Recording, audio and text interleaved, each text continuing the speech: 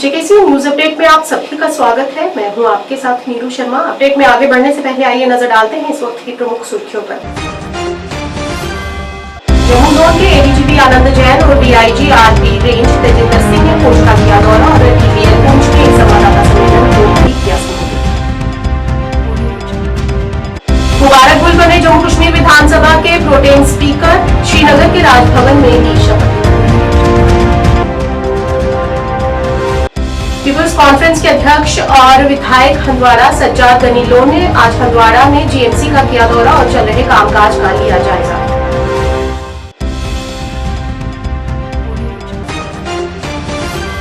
क्या आप परेशान हैं? आज ही संपर्क करें। 100% गारंटी के साथ पाए हर परेशानी का समाधान। प्रेम विवाह के लिए माता पिता को मनाना, प्रेमी प्रेमिका में झगड़ा, सौतन दुश्मन से छुटकारा, तलाक केस, नौकरी कारोबार में रुकावट, विदेश यात्रा या कर्ज मुक्ति, लॉटरी नंबर पाओ 649 हो या लोटो मैक्स, प्यार में धोखा खा चुके प्रेमी प्रेमिका, एक बार जरूर संपर्क करें। मैं आपका प्यार टूटने नहीं दूंगा। 98 769 98 583।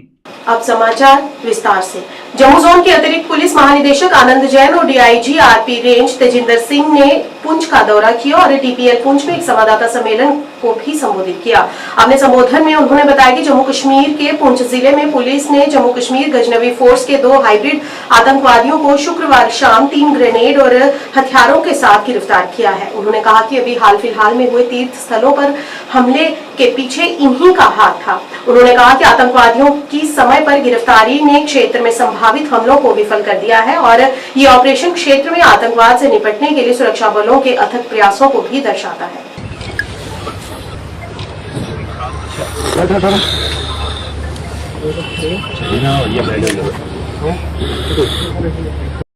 लिंक जो है वो कैप्चर हुआ, एप्रीहेंडेड हुए उसमें 2 लोग जो कि जॉइंट इसमें ऑपरेशन था। पुंछ पुलिस, एसओजी, सारे ग्रुप्स का और इंडियन आर्मी की तरफ से रोमियो फोर्स का। तो एक बहुत बड़ी कामयाबी मिली है पुंछ में कि जो कि केवल 1 साल पहले के अरसा में यहाँ पे ऐसे ग्रेनेड्स अटैक्स हुए जो रिलीजियस प्लेसेस पे, तो आज उसकी सारी जो वो गुत्थी है सुलझा दी गई है। तो उसके बारे में आप क्या कहोगे? जैसे कि आपको ये इल्म है कि हमने एक जॉइंट ऑपरेशन इस इलाके में हमारा, इसमें कि पुंछ पुलिस, आर्मी, सीआरपीएफ के सभी एहलकार, इसमें 2 आतंकवादियों को हमने गिरफ्तार किया है और उनसे कुछ असला और एम्यूनिशन की बरामदगी हुई। जब उनसे हमने और पूछताछ की तो हमें ये पता लगा कि ये एक लार्जर कॉन्स्पिरेसी का हिस्सा है और इन आतंकवादियों ने पुंछ में जो दहशत का माहौल पैदा करने की कोशिश की थी। जैसे कि आपको पता है कि 1 साल से पुंछ में ग्रेनेड के हादसे देखे गए। हमने ये भी देखा कि एक मंदिर पर भी ग्रेनेड लॉब किया गया, आर्मी लोकेशन पे लॉब किया गया, गुरुद्वारा, हॉस्पिटल में लॉब किया गया, गुरुद्वारे में लॉब किया गया। तो इसका एक इंडिकेशन ये भी था कि जो हमारे पुंछ का एक सौहार्द, कम्युनिटी का आपस में एक तालमेल है, उसको भी ख़राब करने की इसमें कोशिश की गई। इसकी मंशा यह भी रही कि जो पुंछ का एक अपना सोसाइटी का बैलेंस है उसको डिस्टर्ब करने का। इसके अलावा इन्होंने पुंछ में एंटी नेशनल पोस्टर्स का भी चस्पान किया। जो एंटी नेशनल पोस्टर थे उनसे एक दहशत का माहौल पूरी कम्युनिटी में फैला, ये इनके मंसूबे में शामिल थे। तो लिहाजा ये जब गतिविधियां हुई, इसमें एक सस्टेन तरीके से इलाके में सभी ने जॉइंट ऑपरेशन चलाया। तो ये 2 आतंकवादियों की गिरफ्तारी हुई है। इससे ये सारे ही मसले हमारे जो हैं, ये ग्रेनेड ब्लास्ट के जो मसले इलाके में हुए हैं, ये इलाके में हमारे ये सारे मसले जो है वर्कआउट हुए हैं, ये केसेस सॉल्व हुए हैं। और इसमें हमारी जो इनकी जो फंडिंग हुई है उसके संदर्भ में अभी इन्वेस्टिगेशन और भी जारी है। क्या इसमें ये महसूस हो रहा है कि इन टेरर लिंक्स जो एप्रीहेंडेड हुए हैं, ये पर्सन्स जो जिम्मेवार हैं ग्रेनेड अटैक्स के और टेरर फंडिंग का भी जैसे इन्वेस्टिगेशन चल रही है, इनके लिंक्स अक्रॉस द बॉर्डर नज़र आ रहे हैं? जो इनपुट्स आ रही हैं, कुछ इनपुट्स रेस करते हैं अक्रॉस से, इस संदर्भ में भी हमें सूचनाएं मिली हैं, उनके लिंक्स मिले हैं और अभी उस पर हमारी इन्वेस्टिगेशन अभी जारी है। किस हद तक ये कामयाबी आप देख रहे हैं? ये पुंछ पुलिस के लिए और सभी सिक्योरिटी फोर्सेस के लिए, आर्मी, सीआरपीएफ सभी के लिए एक बहुत ही बड़ी कामयाबी है। आतंकवादी घटनाएं यहाँ पर आतंकवादियों ने जो कि बाहर के मुल्क के उन्होंने की है, लेकिन ये घटना जो थी यहाँ के लोकल थी, लिहाजा ये लोकल रिक्रूटमेंट जो हुआ उस संदर्भ में हमने ये बड़ी कामयाबी पाई है कि इसमें इन आतंकवादियों ने जो ये घटनाएं की थी, इसमें जो मॉड्यूल के पीछे लोग थे जो इसकी गतिविधियों में शामिल जम्मू एंड कश्मीर गजनवी फोर्स की तरफ से जो शामिल हुए थे, उनको हमने पकड़कर इन केसेस का सॉल्व किया। मुबारक गुल ने श्रीनगर के राजभवन में जम्मू कश्मीर विधानसभा के प्रोटेम स्पीकर के रूप में शपथ ग्रहण की। इस अवसर पर लेफ्टिनेंट गवर्नर मनोज सिन्हा भी मौजूद रहे। शपथ ग्रहण समारोह में विभिन्न राजनीतिक नेता और प्रशासनिक अधिकारियों ने भाग लिया। मुबारक गुल ने विधानसभा के कार्यकाल के दौरान अपनी जिम्मेदारियों को निभाने का संकल्प लिया और लोकतांत्रिक प्रक्रिया को मजबूत करने के लिए प्रतिबद्धता जताई।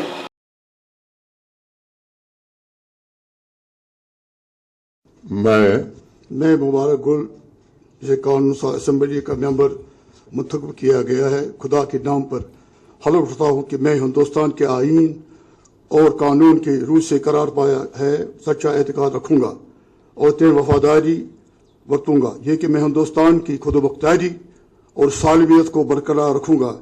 ये कि हाँ, इस फर्ज को मुझे सौंपा जा रहा है वह वफादारी के साथ अंजाम दूंगा। पीपल्स कॉन्फ्रेंस के अध्यक्ष और विधायक हंदवाड़ा सज्जाद गनी लोन ने आज हंदवाड़ा में जीएमसी का दौरा किया। उनके साथ मेडिकल कॉलेज के प्रिंसिपल और जिला अस्पताल के सुप्रिंटेंडेंट भी मौजूद रहे। इस दौरान उन्होंने जीएमसी कॉलेज का निरीक्षण किया और वहां छात्रों की समस्याएं जानने की कोशिश की और बाद में उन्होंने जिला अस्पताल का भी दौरा किया और वहां भवन निर्माण के रुके हुए कार्य का निरीक्षण किया। बॉयज हॉस्टल हमारा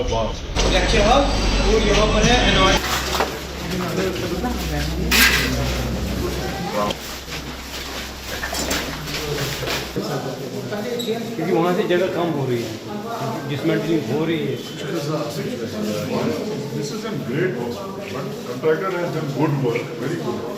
खाली अगर आप देखें ना सर, जो ऊपर सीलिंग हुआ है वहाँ आप एक नजर मारिए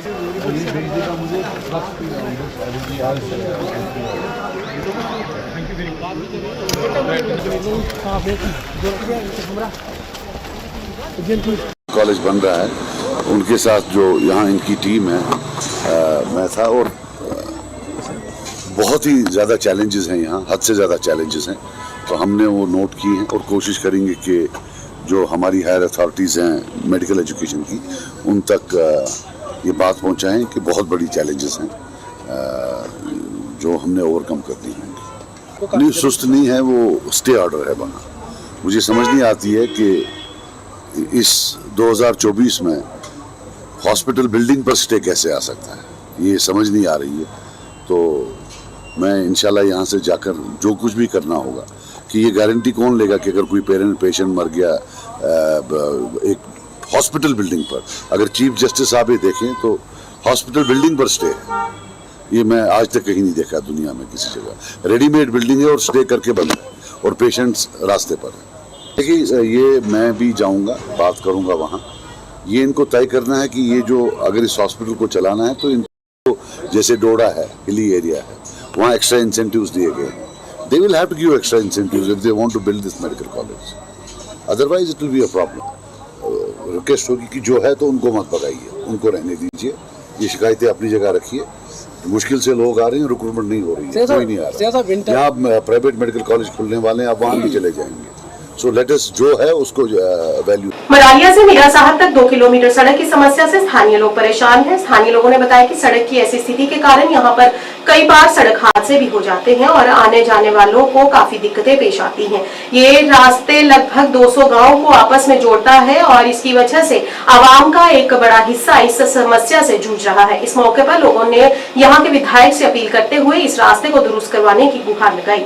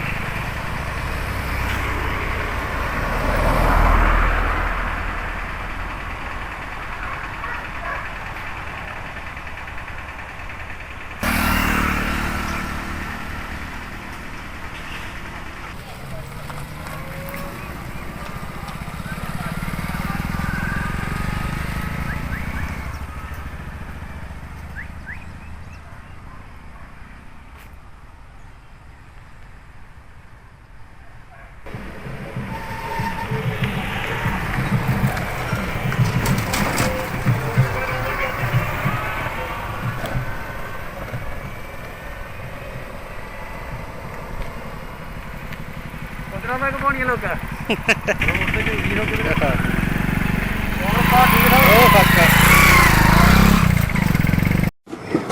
और कार्डिंग देखिए, ये रोड मीरा साहब ब्लॉक के अंतर्गत आता है। ये रोड आज से 4 साल पहले जब जिला विकास परिषद के चुनाव होने थे उससे पहले ये रोड बना था, लेकिन अब क्या है 4 साल में थोड़ा थोड़ा टूट के अब बड़े बड़े गड्ढे बन चुके हैं, और इतने बड़े गड्ढे बन चुके हैं यहाँ पैदल चलना भी मुश्किल हो चुका है।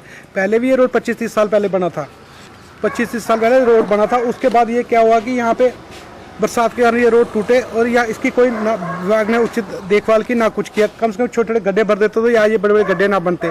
चलो जो हुआ। अब जब विभाग से लोक निर्माण विभाग और खास करके जो सड़क विभाग है उनसे RNBM से हमारी ये प्रार्थना है कि आप इस तरफ देखें तो इस सड़क का निर्माण करवाएं। पीछे से ये भी खबर आ रही थी कि इस रोड का टेंडर हो चुका 3-3.25 करोड़ रुपए का, लेकिन वो खाली टेंडर की बात सुनी थी, उस धरातल पे कोई काम हुआ नहीं है।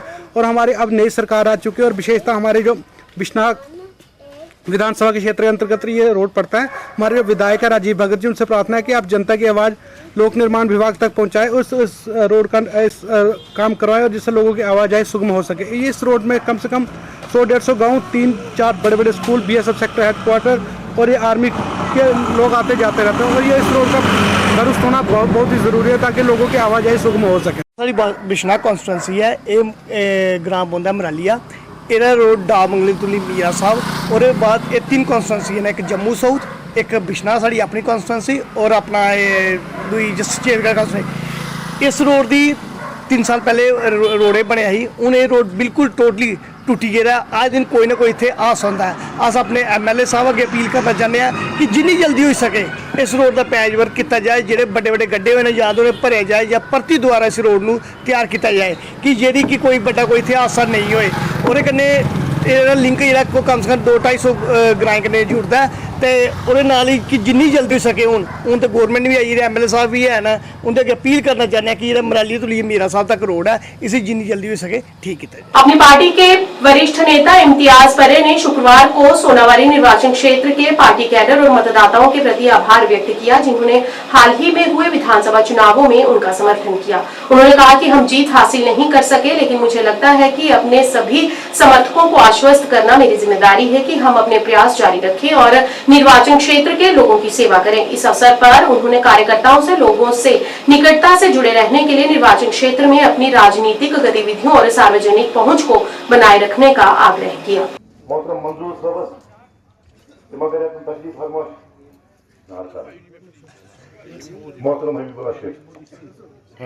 जमाना हमारी उड़ान से वो और थे जो हार गए आसमान से।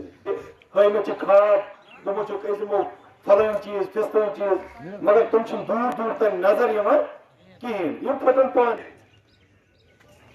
वारिया का दिल खुश युस बेटा अम कन अगर ये कश्मीरस मज वापस अन्न खतर सह पन स्टेटस थवन खतर मौजूद वन वन गई तुम कसदमा दोही वन पजन मे तन तुम कर मगर याद दिलाने खतर पे जरूरी इंसानस बंद